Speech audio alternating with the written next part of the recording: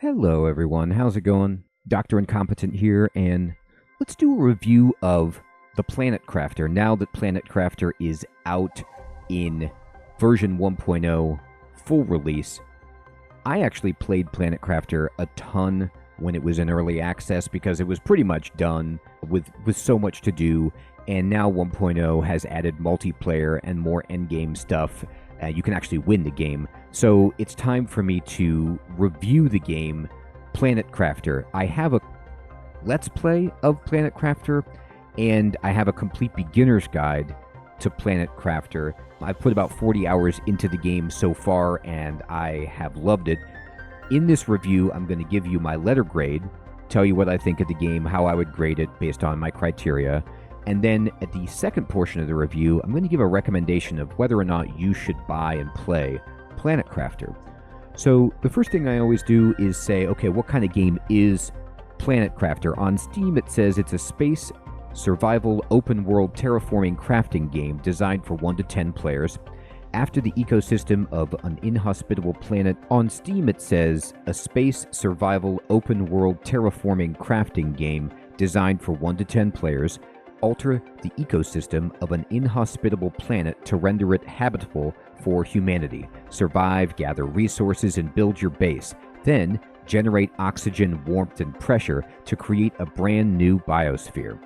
So, that is a pretty good description. The user-defined tags are online co-op, open-world survival crafting, and what I would say is this. I've heard people compare it to Subnautica. It has some elements of that in the sense that until now, you were isolated, and you were doing survival crafting in a sci-fi world.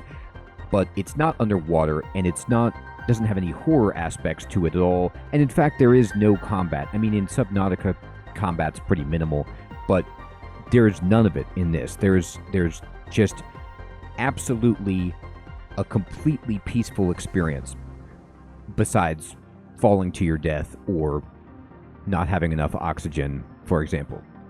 Now, given that, I've only played this in single player, so my review is going to come from that because most of my experience is when multiplayer wasn't live, and even when it is, this is the kind of game I like to play solo. So, given all of that, this is what you do in the game. You start on a completely lifeless world, and you work to restore the world through terraformation to a lush, green, livable, habitable place for not only people, but many different life forms. And that is the gist of the game. You're going to gather resources, you're going to learn new blueprints, you're going to build ever more complicated structures, and increase terraforming by raising the temperature, the pressure, putting oxygen into the atmosphere, adding, life at different levels, putting water onto the world, all of these things. And you also get to build a base, upgrade yourself. So you've got the survival, crafting, gathering, exploration elements, and that's what you do in the game. So given that that's what you're doing, is this a fun game? Is Planet Crafter fun? Yes. Surprisingly, this game is unbelievably fun. And what makes this game fun for me is twofold. Number one, transforming the world is, unlike many other things you experience in gaming, it's a persistent world that you get to completely affect from top to bottom. Like when you start, it's just going to be like the surface of Mars. It's like a desert, kind of wasteland. And you're going to slowly, bit by bit, change this world, change the biomes, change the landscape. And it feels so good to do this. And then the second part of the fun is this is probably the best pacing I have played in the game in recent memory in terms of the crafting speed, the quality of life, and the rate at which you find upgrades for yourself. So what I mean is, you go out, and if you want to build something, you don't need 1,000 pieces of iron. You need a few. You don't need 50 of something, you need 2 or 3. So you don't have to spend that much time gathering. You don't have to stand there picking at it. You have a little beam gun like in No Man's Sky. But then you can carry a lot. You can upgrade your backpack very easily. You can upgrade your oxygen. Like at the beginning of the game, you can't stay outside very long, but you're going to easily get to a point where you can stay outside reasonably and handle the business of living. So it's not super challenging at all, and you get these upgrades to, you get a jetpack, you get to breathe longer, you get to make your life easier with water, you get to have a better base, you get to terraform faster, very, very reasonably. Like, it's not a game that's protracted where you're just gathering stuff forever and crafting forever. You get to do things really, really quickly with minimal interference, and I just found that to be so fun and addicting. Like, the play loop was like, oh my gosh, I can't believe I unlocked all these new things. I get to do all this, and then you're doing that, and then just when you need something new, the game gives it to you. It's just a brilliant pacing. So I think the game is super fun. What about the controls? How does Planet Crafter control? So the game controls just fine. You can run, fly, jump, and mine pretty well. The building is good. There are some oddities with clipping into the environment because, it's a complicated game and you're flying and you're doing all this wild stuff, but they really improved that. And the game controls just fine. I don't have major issues with any of the control. So what about the systems in the game? How do those things work? I like to talk about, as a subset of controls, the systems and the UI. So there's many systems in Planet Crafter. There's exploring, there is gathering, there's building, there's crafting, there's terraforming, and honestly, all of them work just great. There's a little bit of clunkiness sometimes with the building, but it's not bad. Very good for the most part. And placing stuff, or maybe getting things to craft in an intuitive way, sometimes it's not exactly as you'd think, but for the most part, this is what blew me away about the game, even in early access. Everything just worked. It just was like, okay, cool.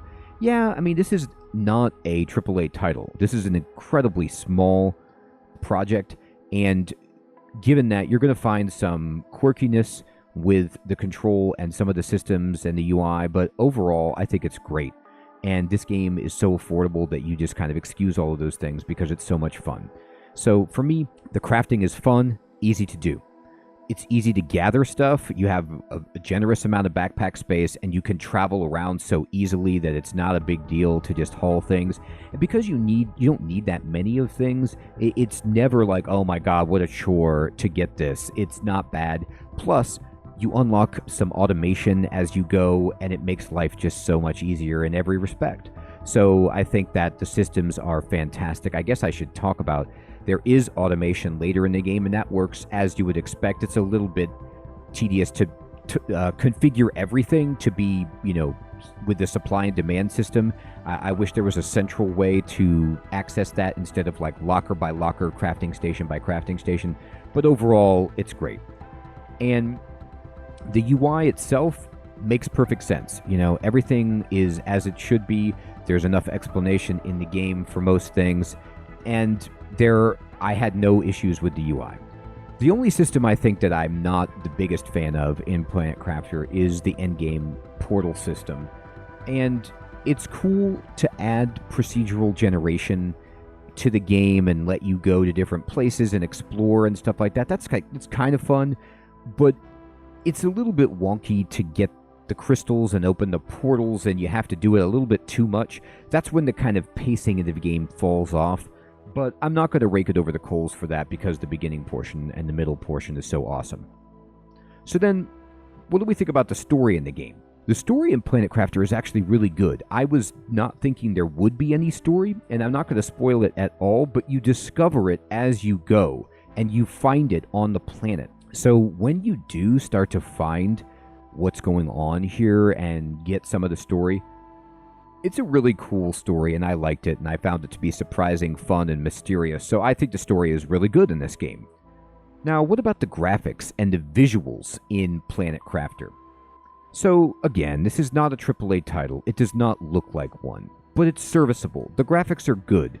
They're not going to blow you away. Some of the stuff is really cool. Like, some of the base stuff is awesome.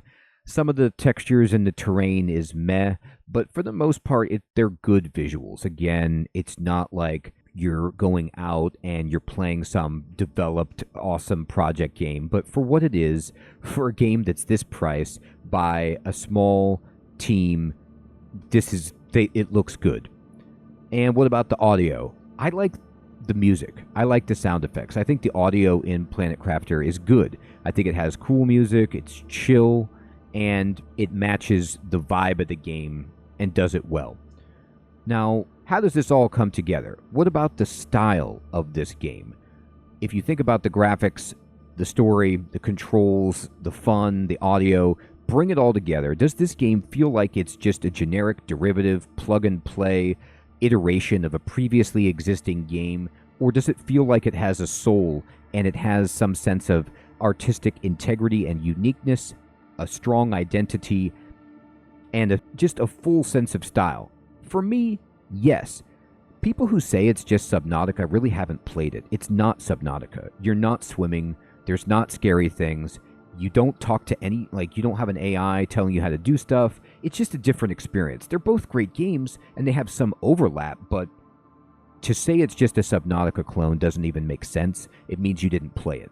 So, what I think about this game is that it has such a great sense of style because me personally, this is just me, I love the idea of restoring a world with greenery and life and not killing things, not breaking things, not, fighting and just doing something as peaceful and regenerative as bringing green, lush life to a barren world. Now, granted, that's anthropocentric, that's my human view of what is quote-unquote improved. Maybe this world was fine without human presence, you could argue that, but I like doing it, and I think it's fun, and I think it's a great vibe, and I like building the base, and I like just kind of being here and doing the things that the game wants you to do, and it feels unique as you get into it. Yes, it takes heavy inspiration from other titles, but it has, as far as I'm concerned, this is the first game as a single player, or solo experience where you're just actually terraforming an entire world, and I love that. I'm sure there's other games that did it before, but I haven't played it in this iteration of a survival crafting building experience.